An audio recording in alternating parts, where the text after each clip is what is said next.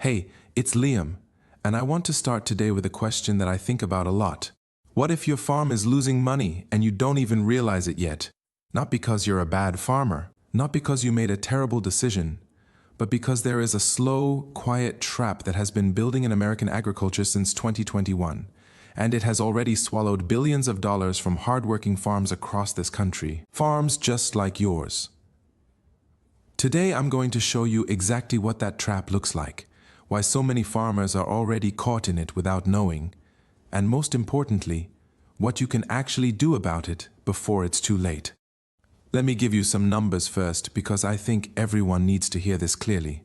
Accumulated losses across American farms over the last 3 crop years are now estimated to exceed $50 billion. That is not a typo. $50 billion in losses, and that is after government assistance has been counted.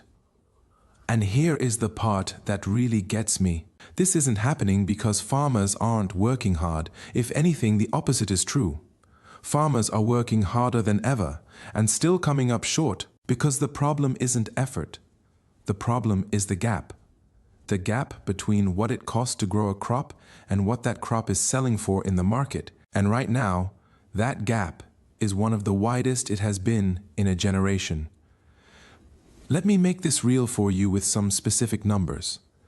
Iowa State University recently calculated what it costs to grow a bushel of corn in 2026. Their number? $4.33 per bushel. Now, do you know what farmers across Iowa are actually being paid for that same bushel of corn right now? $4.11. You heard that right? It costs more to grow it than you get paid for selling it. Every single bushel of corn those farmers sell is a loss. And it's not just corn. Soybeans, wheat, cotton. The story is the same across almost every major row crop. Input costs have gone up 16 to 18% since 2022. But at the same time, crop prices have dropped nearly 40% from their 2022 highs. Think about that combination for a moment. Your costs went up, your income went down, and that has been the reality for 4 or 5 straight years for a huge number of American farmers. This is what I call the hidden cost trap. And the reason it's hidden is because it doesn't always feel like a crisis. It just feels like a tough year, and then another tough year, and then another one. Until one day you look at your balance sheet and realize your working capital has been quietly draining away for years. So what actually went up? Because I want to be specific here, not just say everything got more expensive and leave it at that. Since 2020, interest costs on farm loans are up 71%. 71%. If you borrowed money to plant your last few crops, and most farmers do, because that's just how farming works, you are paying dramatically more for that money than you were 5 years ago. Fertilizer costs are up 37%, fuel and oil up 32%, labor up 47%, chemicals up 25%. Even just maintaining your equipment costs 27% more than it did a few years ago. And here's the thing that I think really captures the cruelty of this situation. Every one of those inputs, fertilizer, fuel, seed, chemicals, you have to pay for those up front. You spend the money in the spring, you don't see any return until harvest. And in between, you're carrying that debt, paying interest on it, hoping the market moves in your favor.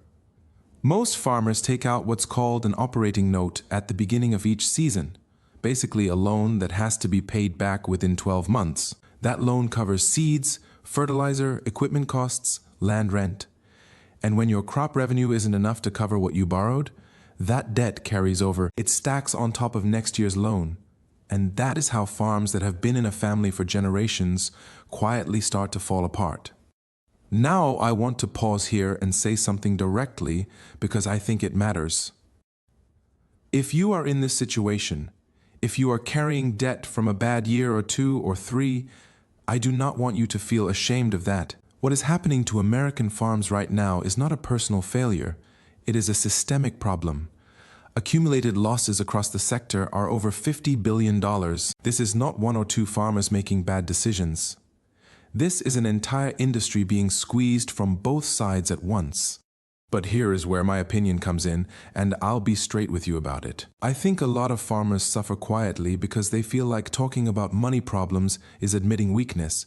So they just keep pushing forward, hoping next year is better, without ever stopping to actually look at the numbers clearly. And that is how the hidden cost trap works. It relies on you not looking. So today, I want us to look together. Here is the first thing I want every farmer watching this to do. And I mean every farmer, even if you think your operation is doing okay. Sit down and calculate your actual break-even price for your main crop. Not a rough guess, the real number.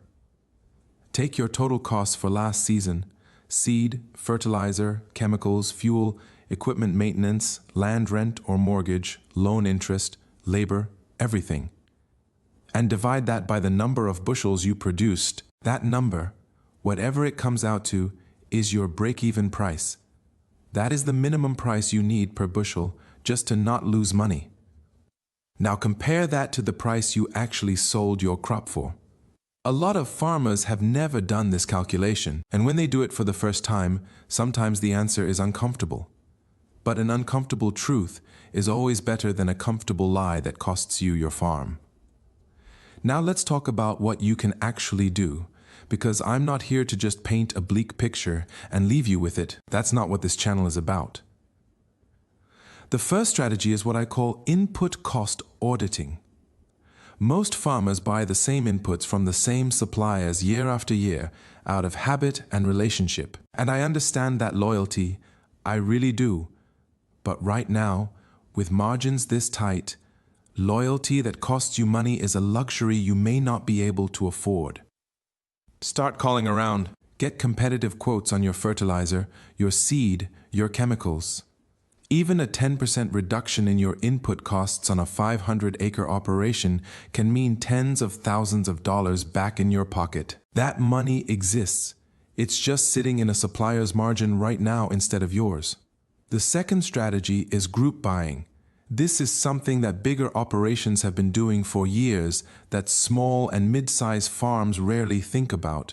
Get together with 2 or 3 neighboring farmers and buy your inputs together in bulk. Fertilizer suppliers, seed companies, fuel distributors, they all offer volume discounts. There is no rule that says you have to buy as an individual. Pool your purchasing power and split the savings. The third strategy, and this one I feel strongly about, is crop diversification. Right now, if your income depends entirely on corn, soybeans, or wheat, you are completely exposed to the commodity price swings that are causing all of this pain. Adding even one high-value crop or livestock enterprise to your operation creates a second income stream that isn't tied to the same market forces. We have talked before about things like gourmet mushrooms, microgreens, quail. These aren't just hobby farm ideas. For a lot of farmers, they are becoming survival strategies. The fourth thing, and this is urgent, is to look at what crop insurance you actually have in place. Because with margins this thin, one bad weather event, one disease outbreak, one natural disaster could be the final blow for a farm that has already been operating at a loss for several years. Crop insurance isn't just a nice-to-have right now, it is a financial necessity. If you are not fully covered, please make that a priority before this season begins. I also want to mention something that a lot of farmers don't know. The government recently announced what they're calling the Farmer Bridge Assistance Program. Basically, a set of payments designed to help farms stay afloat, while the new Farm Bill provisions take effect later in 2026. If you grow corn, soybeans, wheat, cotton, or several other major crops, there are per-acre payments available to you right now. This is not a permanent solution. Even the people administering it will tell you that, but it is real money that can help bridge the gap this season while things hopefully improve. Make sure you know about it and make sure you're accessing it. Go to your local FSA office and ask specifically about the Farmer Bridge Assistance Program payments. Don't assume someone will contact you. They won't. You have to go find it. Look, I want to be completely honest with you about where things stand, the way I always try to be. The bigger picture here is genuinely difficult. Trade relationships are unstable. The new Farm Bill provisions that could provide real long-term relief mostly don't kick in until late 2026, and the underlying imbalance, costs too high, prices too low, is not going to fix itself overnight. But I refuse to believe that the answer is just to keep your head down and hope for a better year. Hope is not a financial strategy. The farms that are going to make it through this period are the ones that look at their numbers honestly, cut costs wherever they can, diversify their income where possible, access every program and payment they are entitled to, and protect themselves with the right insurance. None of that is glamorous. None of that makes for an exciting headline. But it is the real work of keeping a farm alive, and that is exactly what this channel is here to help you do. So here is your action for this week. Just one thing, as always.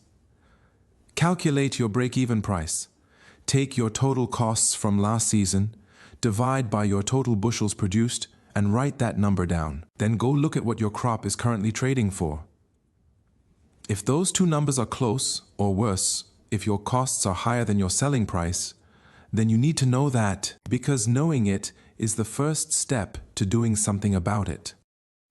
I would rather you have that uncomfortable conversation with yourself now than have a much harder conversation with a lender in 2 years. I'm Liam. This channel exists because I believe every farmer deserves straight, honest information about the business side of their operation. Not sugar-coated, not buried in jargon, just real talk from someone who actually cares. If this video helped you see your farm finances a little more clearly today, share it with a farmer you know, because I promise you, there are people in your community who are sitting with these exact numbers and have no idea what to do about them. You now have a starting point. Use it. Take care out there. I'll see you in the next one.